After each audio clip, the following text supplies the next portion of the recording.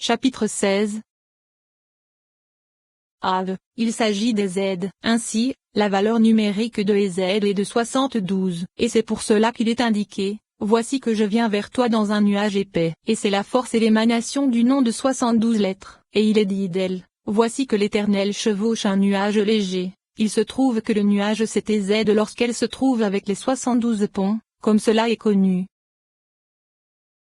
Eved, cela désigne Malkout. Ainsi, il est expliqué dans le Zohar sur la paracha Kedoshim que David est appelé Eved dans le verset, le serviteur que je me suis choisi. Et dans les Tikkunim, il est expliqué que toute expression de servitude ou de service se réfère au serviteur qu'est Métatron, car il est l'ouvrier et le serviteur, et c'est vis-à-vis de lui que l'homme doit se comporter comme un serviteur.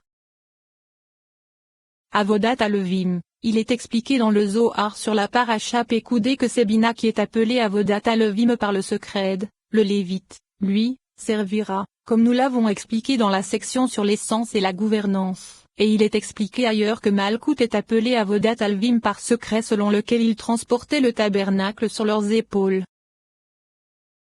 Agulela, cela désigne Bina car elle est comme un cercle qui ne possède aucune prise. Ce qui n'est pas le cas au-dessous dans l'édifice, et c'est peut-être lorsqu'elle repose sur ses enfants qu'elle est carrée, c'est-à-dire lorsque ce couche est traduit par 4, et ainsi, il est expliqué plus haut à propos d'Apharsmon qu'elle est ronde, c'est-à-dire que c'est le Samek qui est fermé lorsqu'elle s'élève. En vérité, en bas au-dessus de ses enfants, c'est un même carré qui se réfère à ce qu'elle prodigue et au fait qu'elle est une mère couchée sur son nid couvant ses petits.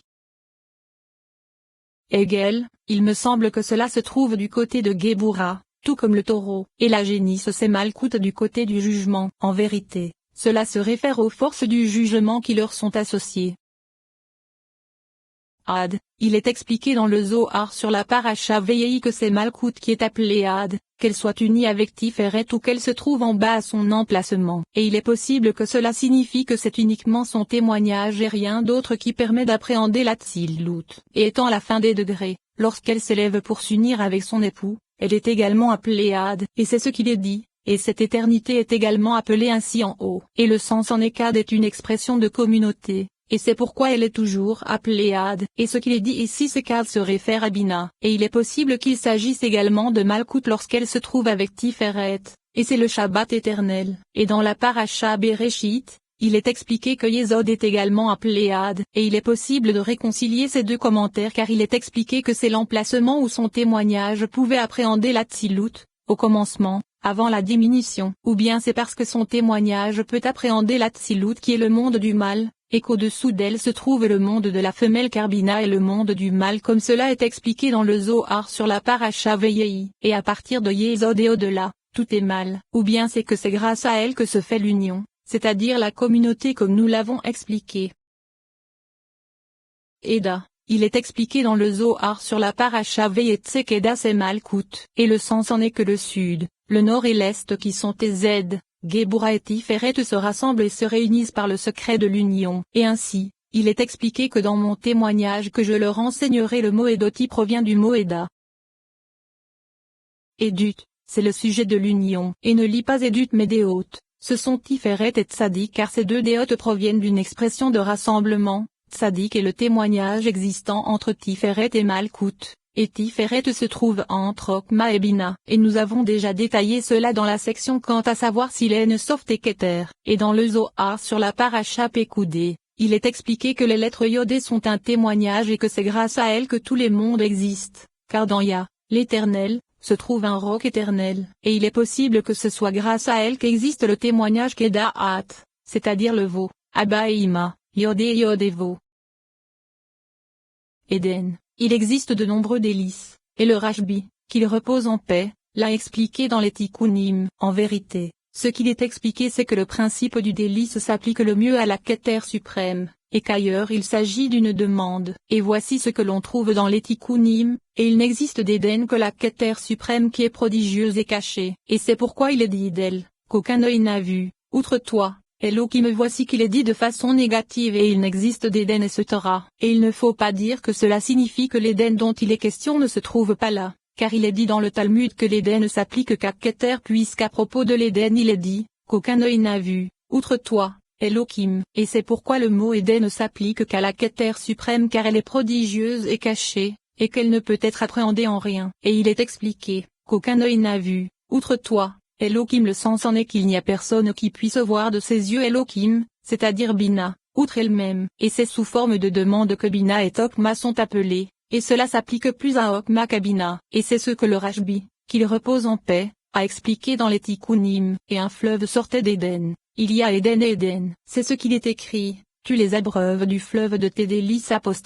L'Éden supérieur est assurément la Keter suprême, et l'Éden inférieur c'est le Yod. Et il existe un Éden inférieur qui est assurément Imaïlia, c'est un Éden vis-à-vis du fleuve qui se trouve au-dessous d'elle. Et c'est ce qu'il est dit, et un fleuve sortait d'Éden pour arroser. Et il est précisé il y a Éden et Éden car le verset dit du fleuve de tes délices au pluriel. Et il est admis qu'il n'y a d'Éden que la Keter suprême, comme nous l'avons expliqué précédemment. Et il est dit il y a Éden et Éden, c'est-à-dire qu'il existe des délices mais ils ne sont pas tous identiques. Et à ce propos, il est dit c'est ce qu'il est écrit et non comme il est écrit comme c'est plutôt l'habitude. Et la signification de c'est ce qu'il est écrit c'est qu'avec cette introduction l'expression du fleuve de tes délices au pluriel peut s'appliquer. L'Éden supérieur est assurément et ce Torah signifie qu'il n'y a aucun doute sur le fait qu'un Éden se trouve dans la Keter suprême car c'est l'Éden véritable. Et c'est pourquoi elle est appelée Keter suprême. C'est-à-dire que Keter n'est pas désignée par la notion d'Éden puisque nous voyons qu'elle est appelée Keter suprême, et c'est pourquoi elle est également appelée Éden supérieur. Ainsi, il existe un Éden au-dessous d'elle qui n'est pas appelé supérieur, et c'est ce qu'il est dit,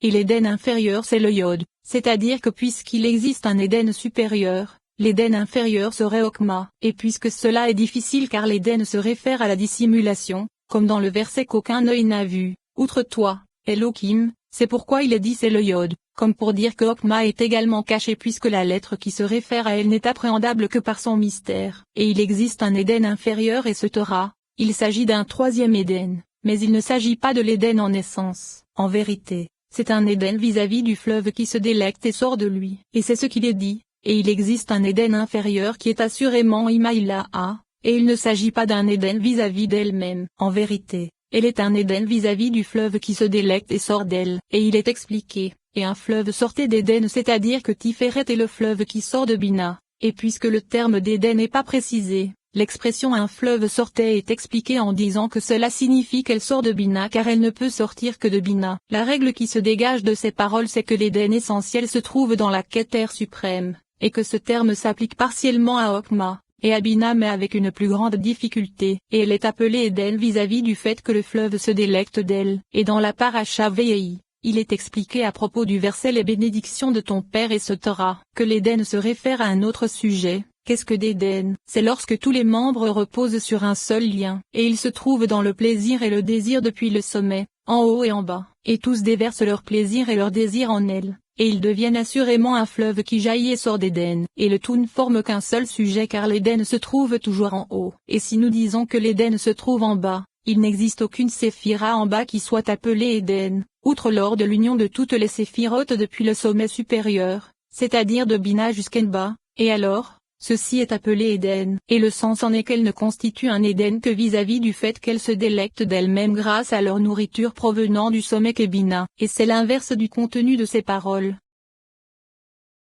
Na. Il s'agit de Malkout lorsqu'elle se remplit du Shefa et de la volonté provenant de l'Éden supérieur. Et cela s'interprète comme Éden et puisque le délice se propagea sur Sarah depuis Dna, elle a dit, après m'être flétrie. Ce délice fut pour moi, et il est précisé fut au féminin, et c'est ainsi que cela est précisé dans le Zohar, et ainsi, le Rashbi, qu'il repose en paix, a expliqué dans le Zohar sur la Parasha Upkat à propos du verset et moi, je loue les morts qu'ils sont les vivants d'Edna qui est Malkout, Éden la femelle. Over al-Pesha, Rabbi Moshe a expliqué que cela se réfère à Tiferet, et il a expliqué qu'elle passe sur le péché par la force de la miséricorde. Tout comme un père fait miséricorde pour ses enfants, et il existe un Ova al Apikudim, il est expliqué dans les Tikkunim que Netash et Od sont appelés commandements et que Yesod passe au-dessus d'elle, comme cela est expliqué dans le 4e chapitre de la section sur la Tzilut. Il se trouve que Yesod est appelé ainsi par l'aspect selon lequel elle se trouve au-dessus d'elle. Ola, cela désigne Malkout lorsqu'elle reçoit de son emplacement via les degrés de l'échelle, degré après degré, à tel point qu'elle s'élève jusqu'à Tiferet afin d'être avec son époux. Et à partir de là, les deux s'élèvent vers Bina car c'est là que se trouve leur maison. Et au cours de ce voyage, elle est appelée Ola. Et c'est pourquoi tout holocauste est fait pour l'Éternel, car aucun autre n'y a de part. Et c'est pourquoi il est dit de l'holocauste du matin qui est un holocauste perpétuel qu'il s'élève, c'est-à-dire qu'il s'élève mais ne descend en aucune façon, ce qui n'est pas le cas du sacrifice expiatoire car il est dit de lui, il descendit après avoir offert le sacrifice expiatoire, mais l'holocauste s'élève toujours. Ce sont les paroles sur Ashbi, qu'il repose en paix, dans le Reya Memna, et dans le Zohar sur la Parashana. Il semble que l'holocauste se réfère à Tiferet car il est dit, l'holocauste est mâle et non femelle, car il est écrit, il offrira un mâle sans défaut. Pourquoi le sacrifice brûlé sur l'autel, s'écrit-il Iché, car on aurait dû dire Esh à la place. C'est que bien que l'holocauste soit mâle et qu'il soit offert à son emplacement,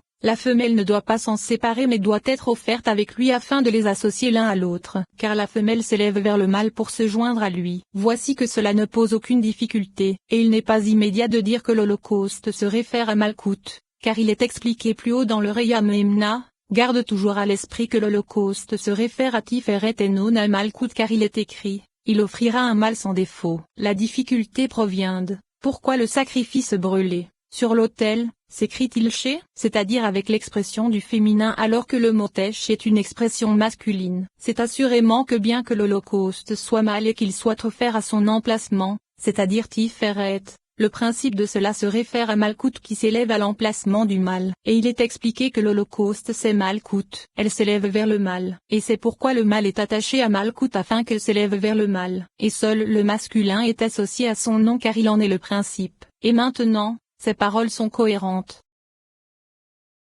Olam, il existe de nombreux mondes, et ils sont divisés en fonction de leur sujet. Malkout est appelé Olam, et il est expliqué dans le Reya Memna que le mot Olam signifie jeune homme, et le sens en est qu'elle sert le jeune homme, ou bien on peut l'interpréter comme jeune femme car elle est une belle jeune femme vierge espérant épouser son époux après la rédemption. Et dans le Zohar sur la Parasha Bereshit, il est écrit que lorsqu'il manque le veau à Olam, cela se réfère à Malkout. Et il est possible que cela s'interprète comme nous venons de le faire. Et il existe un terme Olam se référant à Yesod, bien qu'elle ne soit pas désignée par le mot monde mais par l'expression monde des Neshamot. Le sens en est qu'elle est l'arbre à partir duquel les Neshamot s'envolent, car c'est grâce à lui que les Neshamot s'envolent vers la Shekinah, c'est-à-dire grâce à l'union. Et certains l'ont appelé monde intermédiaire, et le sens en est qu'il s'agit du monde situé entre Tiferet et Malkout. Et certains ont appelé Tiferet monde de l'édifice. Et le sens en est que le périmètre qui est délimité par le mot monde, comme nous l'expliquerons à propos de Tiferet,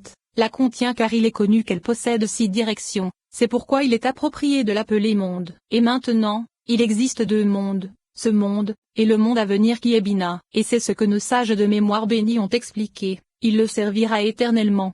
C'est le monde du jubilé, c'est-à-dire Bina, et Bina n'est appelé monde que par le secret de l'aspect des 6 extrémités cachées en elle, et elle est appelée Olam Abba. L'explication en est qu'elle vient toujours et ne retient jamais son chefa, et c'est pourquoi il est dit Abba et non Sheyavo. Et Malkout est également appelé monde contenant cette lumière c'est-à-dire les 7 séphirotes par le secret selon lequel elle contient tout le cycle. Et à propos de ces 2 mondes, il est dit, d'éternité en éternité. Et c'est entre ces 2 mondes qu'est attaché le monde intermédiaire qui est en essence le secret des 6 extrémités. En vérité, le mot monde ne s'applique pas à elle, et Malkout est appelée ce monde car elle interrompt parfois son chefa à cause de nos iniquités. Et c'est à cause de cette interruption que nous ne pouvons pas l'appeler Olam Abba car Olam Abba se réfère à l'absence d'interruption alors que Malkout est doté d'interruption. C'est pourquoi elle est appelée ce monde. C'est-à-dire que ne se trouve en elle que ce qui est devant nous jusqu'à ce que l'Éternel lui fasse miséricorde et lui prodigue à nouveau le chefa. Et dans les Tikkunim, le Rashbi, qu'il repose en paix, a expliqué que Tiferet est appelé Olam Abba,